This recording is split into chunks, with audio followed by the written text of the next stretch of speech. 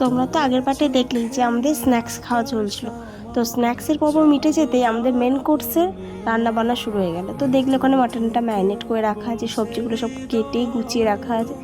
দেখেন বাচ্চারা খুব আনন্দ করছিল, ওরা ডান্স করছিল, আমরাও গল্প করছিলাম, ইয়ার্কি করছিলাম। হঠাৎই দেখলাম আকাশে আতশবাজি, তখনই বুঝে গেছি রাত্রি 12টা বেজে গেছে। তো তোমাদের সবাইকে জানাই হ্যাপি নিউ ইয়ার। এই বছরটা যেন সবার খুব খুব ভালো কাটে, সবার যত খারাপ ছিল সব যেন ধুয়ে মুছে পরিষ্কার হয়ে যায়। নতুন বছরের সাথে সাথে জীবনটাও যেন নতুনভাবে শুরু হয়, সব কিছু সবার ভালো হোক, যা দুঃখ সব যাতে মুছে যায়। তো এরপরে আমরা খেতে বসে পড়েছিলাম। আর আজকের মেনুতে ছিল ভাত, ভেজ ডাল, স্যালাড, আর হচ্ছে সস টপার মাটন কষা ঝাল ঝাল টেস্টি, খুব টেস্টি খেয়েছিল। আর শেষ পাতে কী ছিল? শেষ পাতে আমাদের ছিল রসগোল্লা। তো এই ছিল আমাদের 31st পিকনিক। চলো টাটা।